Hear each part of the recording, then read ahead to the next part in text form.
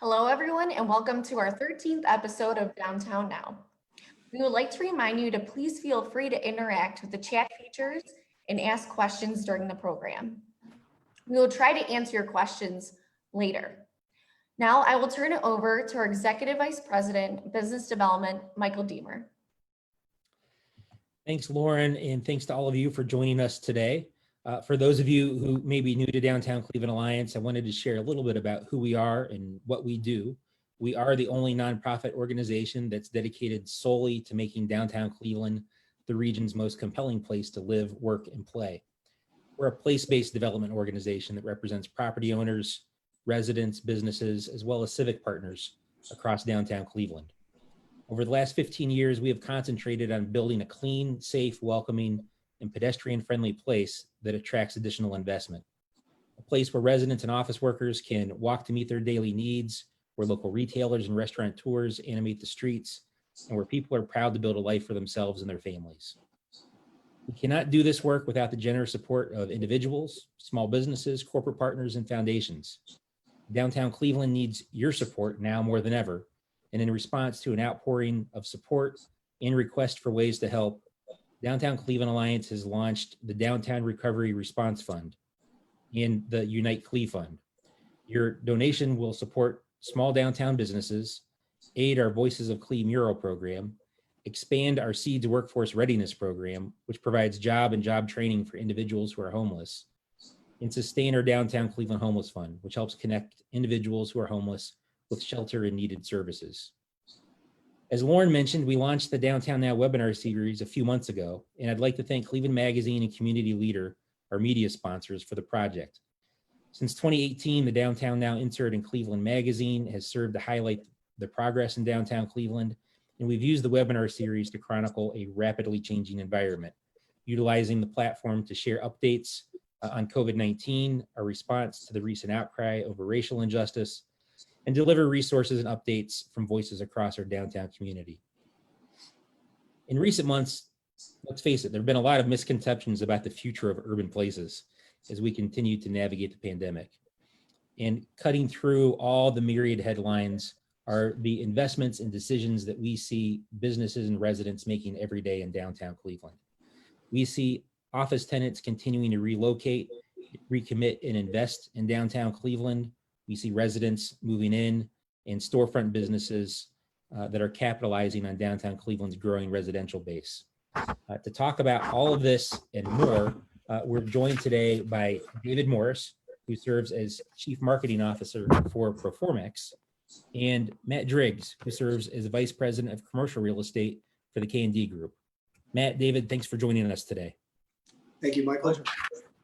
I thought I'd ask you each to begin just by telling us a little bit about your respective businesses. And Matt, I might ask you to go first for folks who may be aware of the K&D Group. K&D is probably mostly known for its housing portfolio, but K&D's work expands beyond much more than residential real estate. I wonder if you could tell us a little bit about K&D and its investments in downtown Cleveland.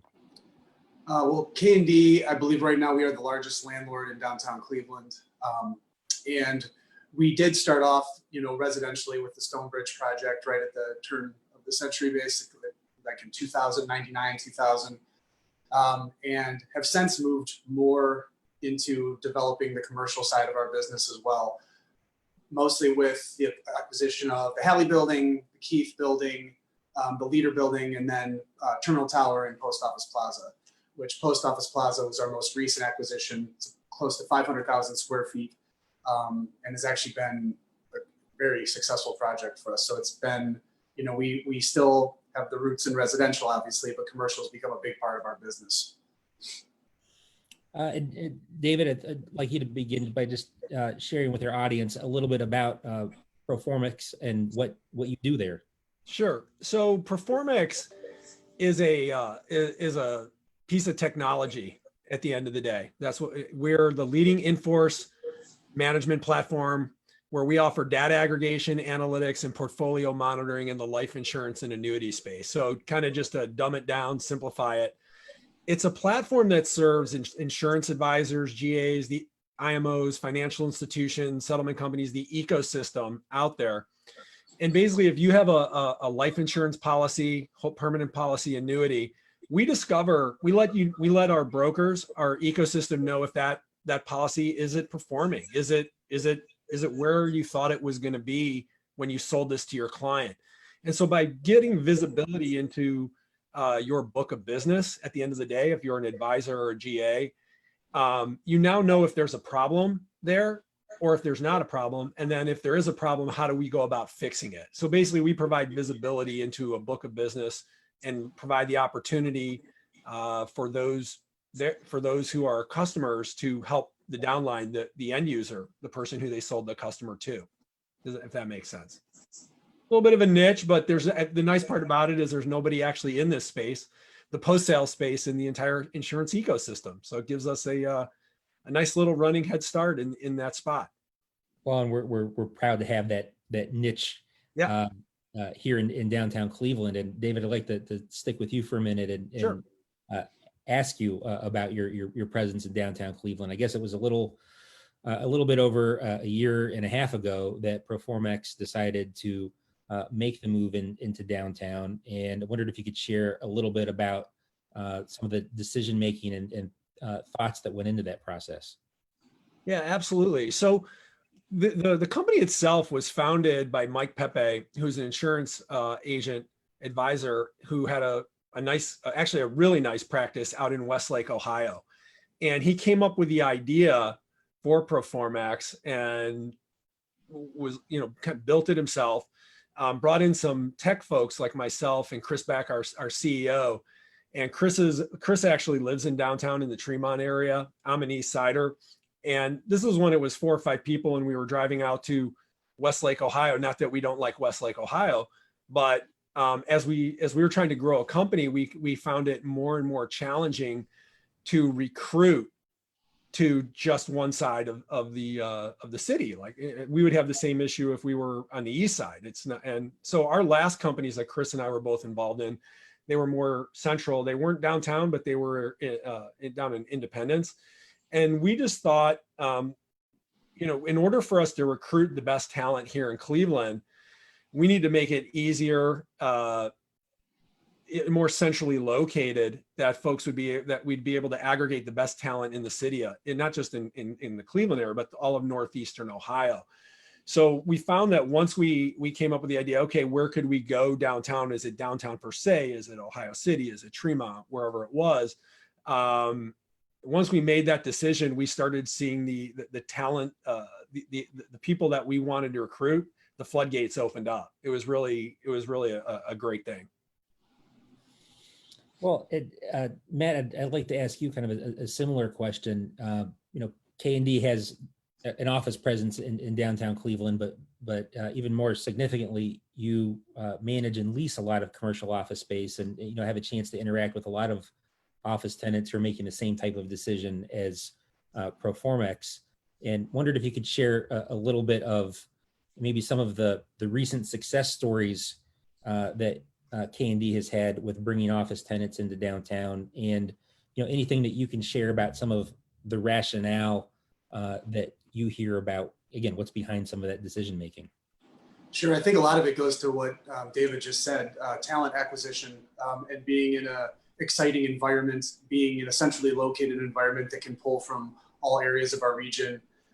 Most recent, actually, just with Post Office Plaza recently, we were able to, Geometry Global moved in to the 4th floor there. They took 15,000 square feet last year. And the biggest driving factor of that for them was that they were based in Akron. Not that there's anything wrong with Akron, but it was people were more interested in having a more exciting environment and being in downtown Cleveland as opposed to Akron. And they thought that they could pull more talent from even outside of the region into the city with that, by doing that. And over there as well, Opinion Route, which is a newer company that took 5,000 square feet in Post Office Plaza, they relocated from the suburbs, same idea. We see that a lot. I mean, it's exciting. People want to be in different areas of downtown too, which we have options for all of them. We have options in Playhouse Square. We have options on Public Square and near the courthouses. So we get a lot of people that want, different areas to entice potential employees and just to work in a place that's exciting and feels fulfilling and all of that. So. Well, and the story that you've both shared about talent attraction, talent retention, and the attractiveness of being downtown is one that we're very familiar with and very well versed in coming into 2020 and as the year started. I'd like to talk a little bit about kind of what you're seeing and experiencing now, and we can forward think a little bit about what the world is going to look like on the other side of COVID-19. But David, kind of begin with you, because, it sounds like you had really good success in the relocation and, as you put it, the floodgates kind of opening up in terms of talent recruitment. If you could talk a little bit about how you're approaching your current work environment and, how you're thinking about that physical location and its relationship to talent attraction in the future. Yeah, so we're still very bullish on Cleveland and being downtown. I think, like most people, this has been a stress test, right, for the ability to operate remote, see the things that are working. How do you move forward? Like, we have the capacity to work remote, and there's probably a piece of our business, whether it's developers or product or people just having the ability at times to work remote. That all being said, our vision is that when we are able to get back to the point where, there is a vaccine, it's safe for everybody to go back to work, we are going to be back downtown, and we'll be back in our office, because there are certain things you can't replicate. And at one of we have a big open floor plan. Like the background you see behind me is like an area when you first walk into our office. It's a high top table that I probably sit at 2 or 3 times a day, just interacting with folks. That organic communication that you have across departments or within your team that you just can't get when you are remote. So how it'll look, we will have a version of being back no matter what. And it's not just for our company, but for how we want to grow, and all the things that Matt talked about, right? There's the vibrancy, there's the restaurants, there's just the connection. But it also helps. But one of the things that I didn't allude to, but our vision is not just to support, to be successful at Performex in our company, but we want to help drive innovation and technology companies throughout Cleveland as well. So if we can be a hub for that, we're close to, whether it's Cleveland State, Case Western Reserve, and probably John Carroll. There's all the universities around, and even high schools. Like it's a central hub that I think that we can drive people to create, help innovation, not just for our company, but across the community as well. That was a lot. Yeah. Yeah, no, I think it's a terrific point. And I do want to circle back to talking about the technology job cluster in Cleveland a little bit more broadly. But Matt, I want to go to you and hear a little bit about K&D's experience working through the pandemic, sort of what you're seeing and hearing from your office tenants, and whether they're coming in to the office, what sorts of things you're doing in terms of managing the building and the common areas to make sure that it's a clean and safe experience for the workers who are coming in. Sure. Well, there's a lot to that, obviously. But our experience through the pandemic has been, we've personally, our company, we do run a lot of buildings downtown and we're responsible for a lot of people's homes and workplaces. So obviously we were considered essential. We've been safely and socially distantly in the office and in places to make sure that our buildings, continue to be safe for everybody, and put all kinds of new measures in with sanitizing and cleaning and, working with the companies that do the cleaning for us in the individual commercial spaces overnight to hospital level disinfectants and all the different things that need to take place to make everyone feel safe coming back to the workplace when they were allowed. And then as we started to see people come back, when non-essential businesses were allowed to start returning to the office, we have seen that happen. I think now we do a survey once a month, just kind of to see of all of our office tenants who's back and what their plans are for the future if they're not back. And I think we're about 65% fully back with most of our office tenants from what they've reported to us. We have some people that said they're coming back in this next month, in August. We have people that say they're coming back in September. Some people don't know yet. Some people are running skeleton crews, maybe not having the full office back, but having people back at certain times. And, there are some people that have said they're not coming back till next year, but that they intend to come back. And that's really important, obviously, to our business. But one of the things I will say, and I think he was alluding to this too, or David was alluding to this as well, is that the culture is so incredibly important in many companies, and it's in our company, it's extremely important. I mean, the interactions, even when not working, and when having lunch together, or when being social after work, which then feeds into that work environment and makes everything, you build these relationships with the people that you work with. It's hard to replicate that virtually and through Zoom and different sorts of things like that, because the connection is not entirely there. I mean, I know of a number of companies that are working from home completely still at this point that they're trying to do. And I mentioned this the other day, they're trying to do virtual happy hours after work, just to feel that connection, because it's so important.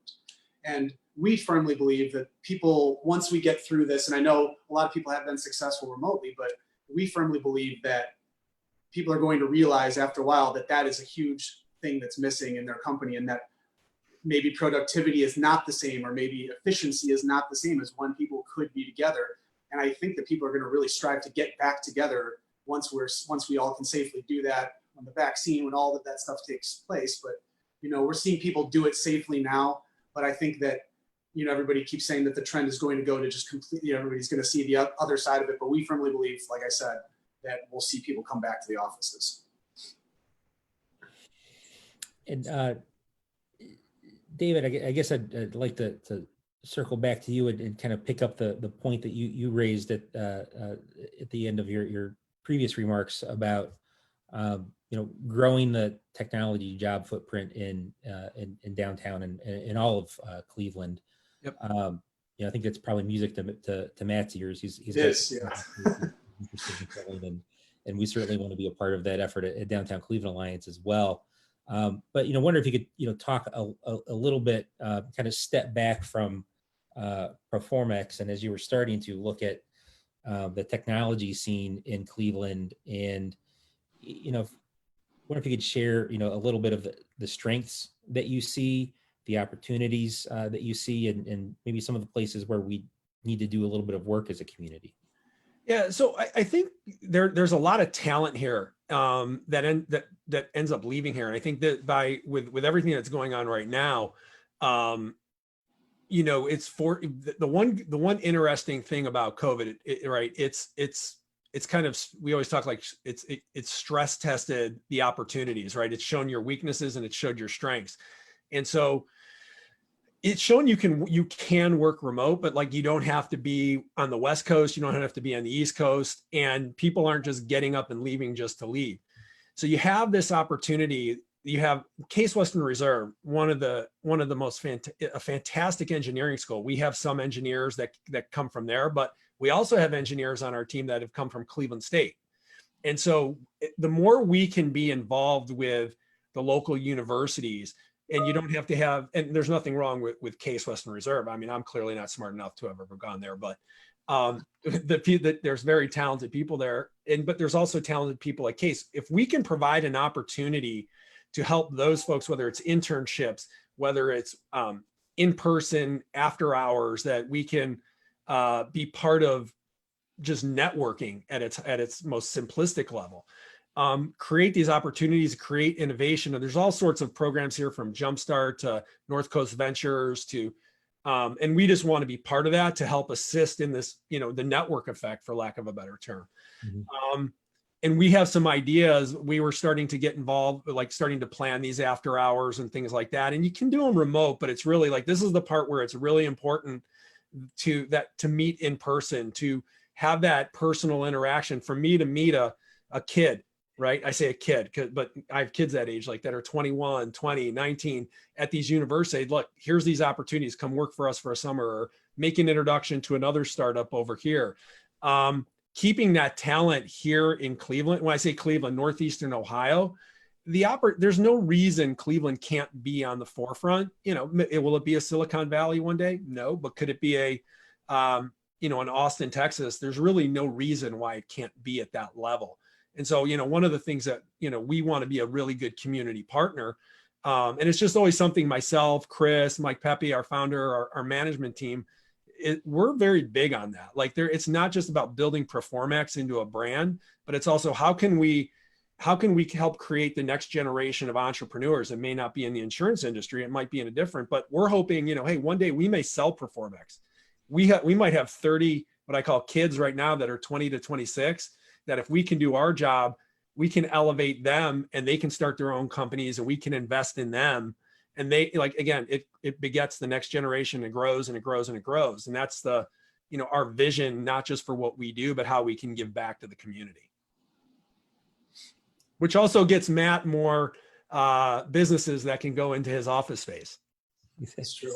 No, exactly. And I'd like to talk a little bit about the office space side and kind of connect some of what you were just sharing, David. I'm not sure if folks remember, but a few years ago, shortly after K&D purchased Post Office Plaza, it was not long after that the whole Amazon HQ2 process began, and the site that the community really rallied around for Amazon was beginning with Post Office Plaza, which at the time had a lot of vacancy and could accommodate a big tech company. And then what was known as the super block, the surface parking lots in the warehouse district. And of course, the super block is now spoken for by Sherwin-Williams for their new global headquarters.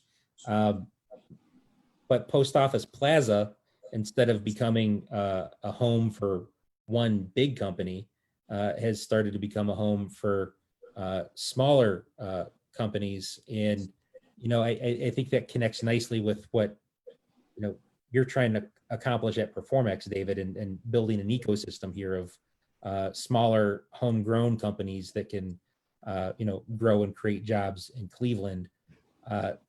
Matt, you touched on it a little bit, but I wonder if you could talk a little bit more about the turnaround of Post Office Plaza and, kind of the occupancy of the building, the types of tenants, and, some of the opportunities that you see there for future growth. Yeah, I think Post Office Plaza was, really probably one of my favorite projects that I've been involved with since I've been with the company. It's the turnaround of that building from purchasing it in September of 2017 to now has been tremendous. I mean, when we got the building, there were a lot of things that needed to be done in order to get it to be a viable option for these businesses that are looking for really interesting, cool space. And the floor plans are enormous. I mean, they're 90,000 square feet, 5 floors. It's huge windows, huge ceiling. I mean, it's just a really cool space. And once we started, we took a little bit of time to figure out exactly what the plan would be because we wanted to do it right.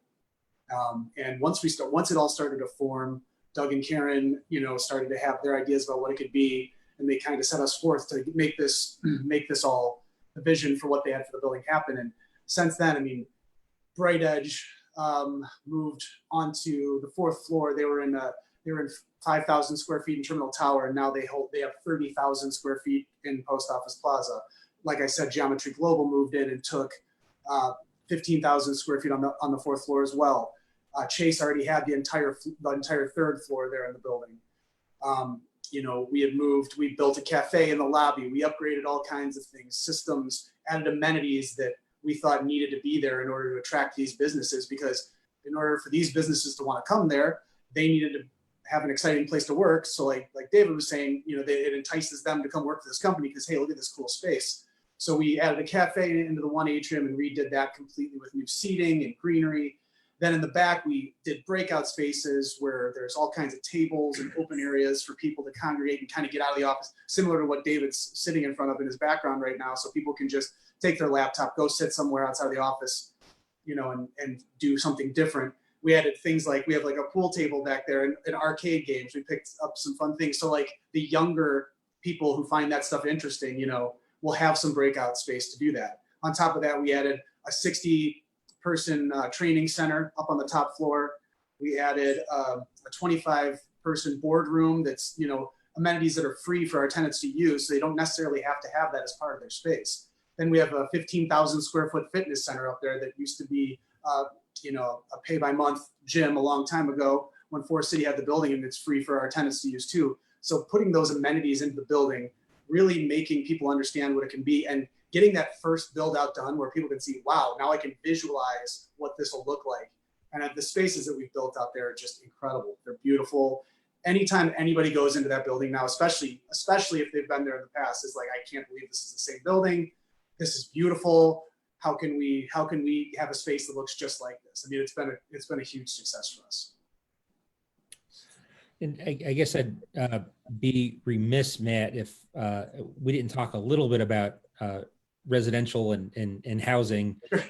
Sure. K&D, I know recently completed the renovation of Terminal Tower, Yes. and wondered if you could talk a little bit about that project and how that's progressing.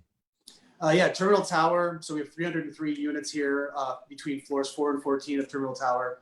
Project turned out absolutely beautiful. We're complete with construction. The units are renting. We're inching up into the higher 80% of leased right now, which is fantastic considering, especially some of the crucial months of leasing have come during what was a very uncertain time for a lot of people. And our staff has done an amazing job leasing the space. And it's cool. It's a great mixed building now. We have the top floors where all the commercial tenants and people who've been here for a long time, and the residential people. It's in right here in Public Square.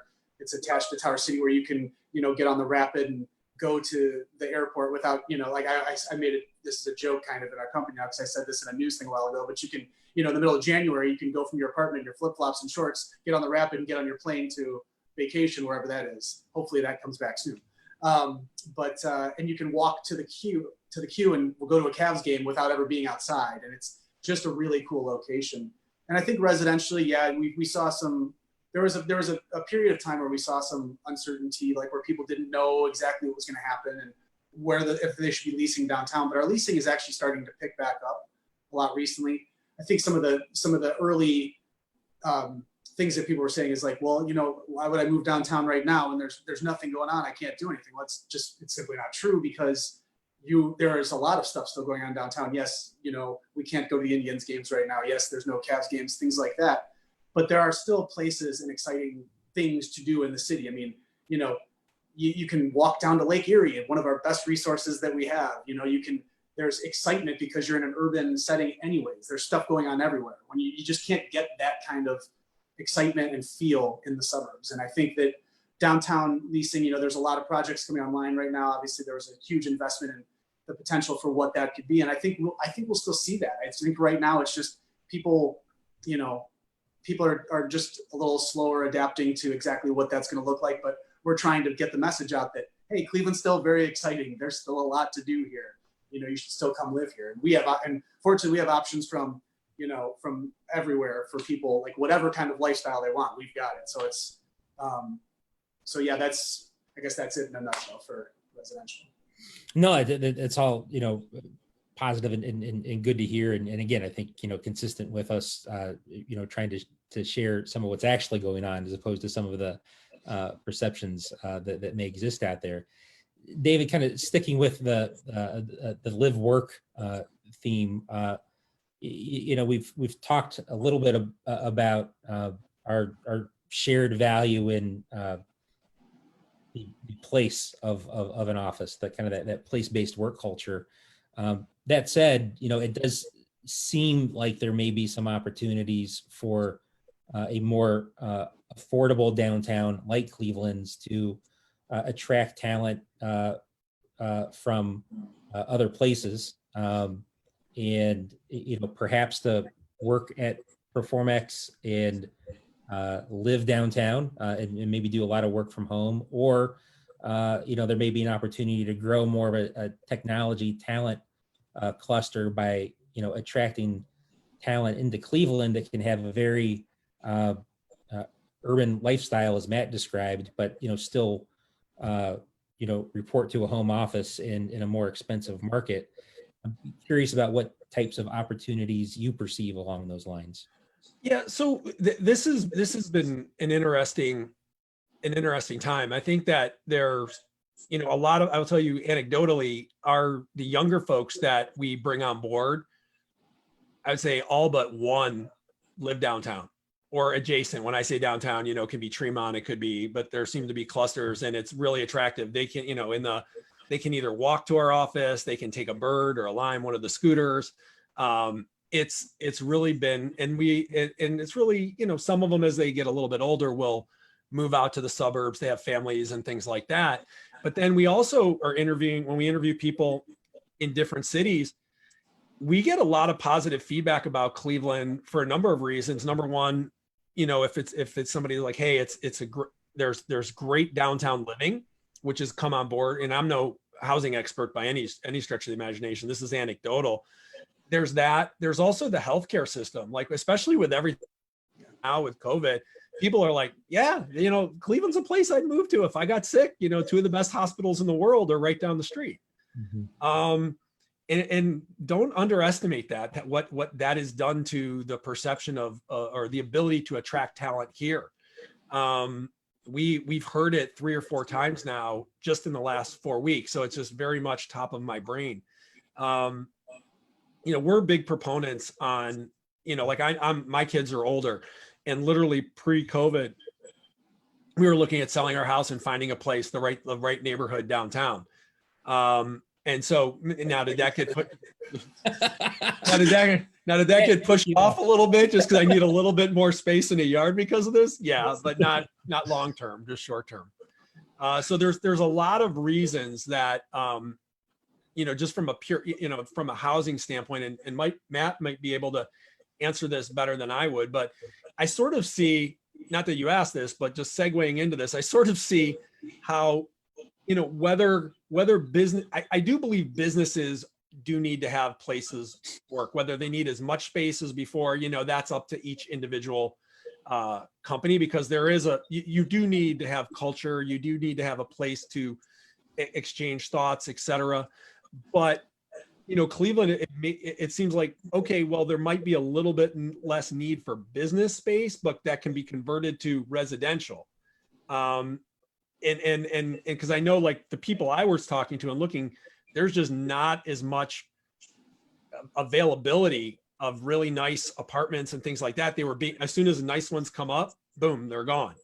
And so maybe Matt, I don't know, Matt, what your thoughts on that, what you see from that standpoint, because I know, like, what I was hearing, this might be an opportunity for that at this point.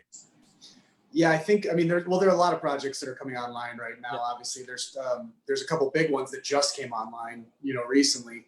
So I think right now we're at a place where to me it feels like, we're at a place where we have a good amount right at the moment. I think we need to catch up a little bit probably with what we have personally, but I think that'll happen 100%, and then we will move forward, and then we will develop more, and we will move forward. But one of the things we're doing right now is obviously, with this whole new experience, as you're talking about with people working from home, your home is now kind of becoming a workplace as well. So why wouldn't you want to live and work in this exciting, you can do both in the same exciting right. area downtown right now as well. So we're hoping that is kind of how that plays out for us. I don't know if that 100% answered your question, but. Well, if I could jump in and add a little bit to Matt's point about the, where the inventory is headed,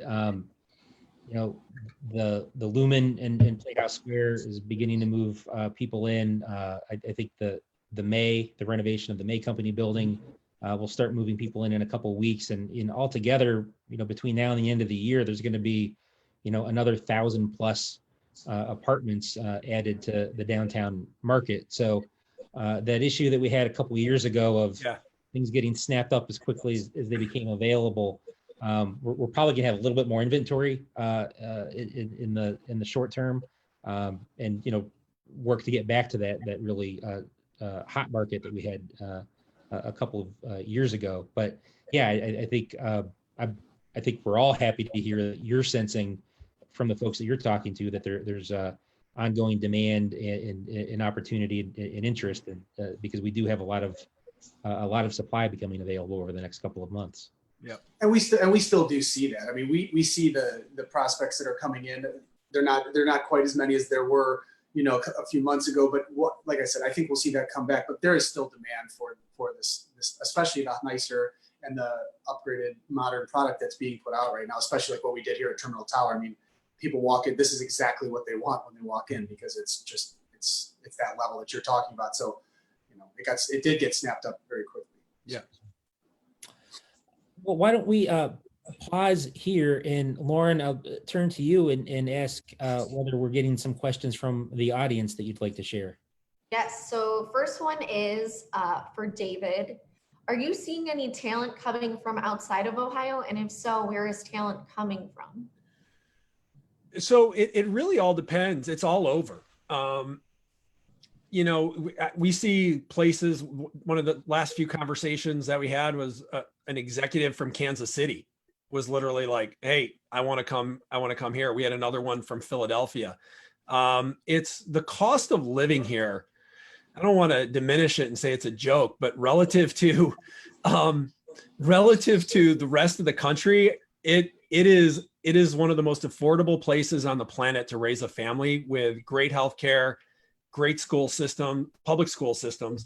And so when people are, when you're starting out, you can get, if you pay a competitive wage, which we certainly do by tech standards, you can come here as a kid and come live downtown and afford to live in a pretty nice place.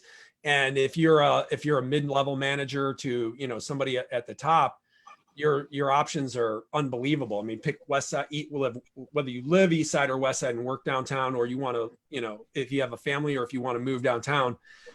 So we're seeing it all over. I mean, a lot of the stuff we see especially from the West Coast, we're seeing out there, they're like, oh, I can live in Cleveland now and work in, whether we recruit them or not, but they were living out like in Palo Alto and out that way, or San Francisco. And they're like, oh my God, like they can't even believe what they get here. So it's all over. It's just, there's usually some tie. Cleveland's, as you guys know, there's always some tie to Cleveland in some way, shape, or form. They had a family member, an aunt or something. And it's once you get somebody to visit here, they're like, oh yeah, this isn't what I thought it was going to be. Yeah, we get that. We actually get that often, even with just people coming to visit. I mean, when friends come in, friends from New York City who come in, and some in the past it'd be like, oh, we'll go to New York to go see them maybe at some point earlier. But now they're coming here to see us. And they're like, wow, this is great. This is amazing. Yeah. We hear that more and more. I know it seems like cliche, or like everybody says that, but it's true. That's what happens. Yeah, and they're all running from cities, a major metropolitan. I mean, one thing COVID has done, I mean, you could look at anything about real estate and moving right now, housing sales, like people are running from these major cities just to get some space. And so moving, like, hey, okay, we'll move to it doesn't matter if it's New York City, San Francisco, Houston, Boston. Not that those aren't great cities. We do business and are there all the time, but it's like buying a second house in Cleveland and working here is no big deal if you're paying rent or owning a house in one of those places. Well, I think that's a really good, important point that you're making, because a lot of what's being talked about, written about, as you put it, people fleeing cities. I mean, people tend to lump all cities into one category. And while I'm very proud of the density that we've been able to build in downtown Cleveland over the last several years, we have a lot more elbow room in downtown Cleveland than some of the downtowns, David, that you just mentioned. Yeah. And kind of to your point, you could still have that energetic city, vibrant experience in downtown Cleveland, and still have pretty good elbow space. Yep. All right. Second question. What are some of the questions that potential tenants have for making the decision to move to downtown Cleveland? I think I'm assuming this is for me. I hope so. David, why don't you take that one? So I think a lot of the questions are, the big things are obviously like huge things are parking, obviously, always. And tenants, we're speaking commercially. So like huge things are parking, amenities within the building, what they're going to be able to offer to their employees. Just overall, I think it's actually, and I know this seems a little silly, but I think it's also just a connection with the management group. You know, it's like, do you feel comfortable with the people that are running your building on a day-to-day basis? And I like to think that people are comfortable with us doing that. I like to think that we build a good rapport with our tenants and have good relationships with all of them. And I think there's just so many different things, but I like parking and amenities of the buildings are always one of the first things. And then it's about what can this space look like for us? You know, what can you do to make this credible? It's also, especially if there's companies that are coming from out of town, they want to understand what little neighborhood of downtown that they're in, you know, and what amenities they have beyond the building around them as well. How close is it to the nearest Starbucks? How close is it to restaurants, you know, entertainment, things like that. So yeah, but I think those are the main things that we see. Lauren? Has K&D been successful at using online apartment tours? In what other ways have you had to adapt your resident attraction strategy? Well, we definitely have been doing more virtual tours, especially in the first couple of months of the pandemic, because, you know, we had to adjust. We had to figure out what to do. And that's just made us stronger as a whole, because now when people are coming from out of town where we maybe weren't so versed in doing it before, now we're totally ready to go. We upgraded some technology for us, and, you know, we're carrying around iPads and things like that to like really, you know, do these virtual tours and really try to immerse people in the space, opposed to just taking your phone and be like, this is this, and doing it on Skype. We've gotten more adapted, and there's a whole different way to tour people. It's not, you know, you don't have that in-person connection right off the bat. So it's really trying to wow them with what you're showing them, but still trying to somehow keep that personal connection between the two. But yeah, we've gotten better at it, and we've been very successful, especially here at Terminal Tower. Our property manager here has done a fantastic job of that. And, you know, for a month and a half or 2 months, that was all we could do, really, you know, for the most part. Yes, we did have tours here and there from people, but the majority of it we were doing virtually. Now we're seeing many more people coming for actual tours, but obviously we're doing it very safely. We're always on all tours and building walks with masks and sanitization, all that stuff. We're making sure that it's a good experience for everybody. But yes, we did get good at virtually touring people. If I could ask kind of a similar question to you, David. I mean, how as Performex is doing interviewing and recruitment, how have you adapted what you do, and you know, what kind of results has it yielded? So it's definitely more challenging. This is one of the reasons that you do want to have an office, because like one of the things we did is we took over a space, and we're really proud of our office. It's pretty cool what you can see from behind me, but what you don't see are the 270-degree views of Lake Erie, the Brown Stadium, the Rock and Roll Hall of Fame. It's like it's probably as big a selling point, a recruiting tool, as anything that we have on top of our people. So it is challenging. You know, we're not in the real estate business, right? So we don't do virtual tours of our office or anything like that. But so it's that part has been challenging. The recruitment isn't really as much of a challenge, fortunately, because we're not a pure startup, right? We're not in year one. We're really kind of like year three, and I think it would have been devastating had we been a pure startup. I think the challenge really becomes for us is the onboarding of somebody, like regardless of the position, you just don't get that hand holding, meet the team, the absorption of the culture from the beginning. We do our best that we can. Like we do have, like Matt talked about earlier, like we try to have virtual happy hours. We might do like chair yoga or online yoga, anything we can do to kind of keep that up.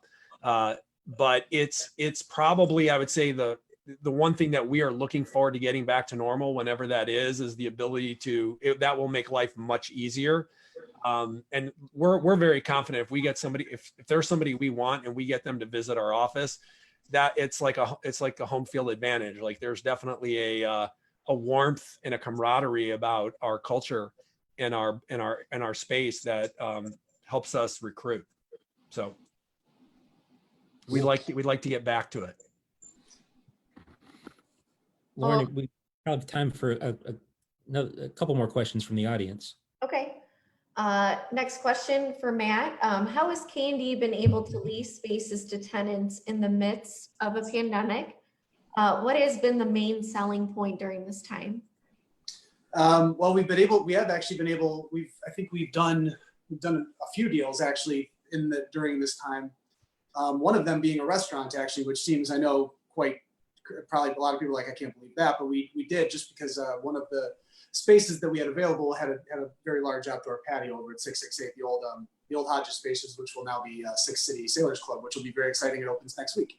But I think we've been able to do it just because I think a lot of companies, like I said before, they know there is going to be an end to this at some point, and there's a lot of time that it takes to get some of these things in place. There's build outs, there's all this stuff. We're talking with tenants right now. I mean, timelines, we're looking now, if we're talking with perspectives towards the end of the year to the beginning of next year when people will be moving in. Hopefully we'll have a little more certainty by that time, but people know that they need to have a space where they can be. They know they need to move forward. I mean, the first month or so, people are like, oh, I don't know what's going to happen, but I think some people started to realize we need to move forward. We need to figure out what our strategy is going forward, because this won't be forever.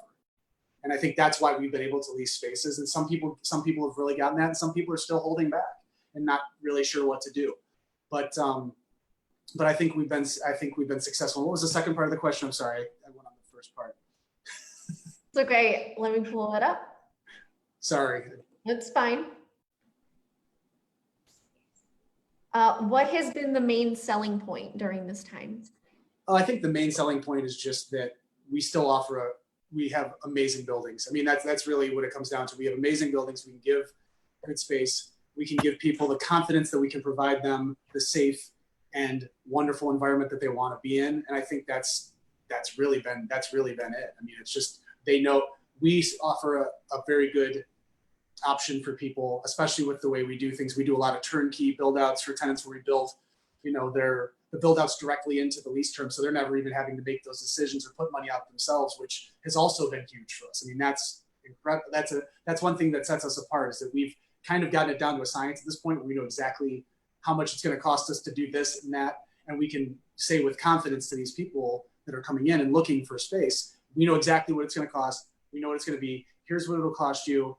We'll take care of everything. And I think that's a huge advantage for us, and just what's made us successful. Well, I'd like to, I think we have time for one more question. If I could, I'd like to pose a closing question to each of you. Matt, David, I think we're so many of us are so bogged down in looking at the challenges and some of the limitations that are right in front of us, and kind of trying to get through the next couple of weeks and manage through this. I'd like to challenge each of you to kind of think ahead to a year from now, and from the perspective of each of your businesses and what you do, kind of describe what you see, where you think your businesses are going to be a year from now, and what things are going to look like. Matt, why don't you go first? Well, I think a year from now, so we're talking July of 2021 next year, August of 2021 next year, I feel like we're going to be in a much different place. I feel like,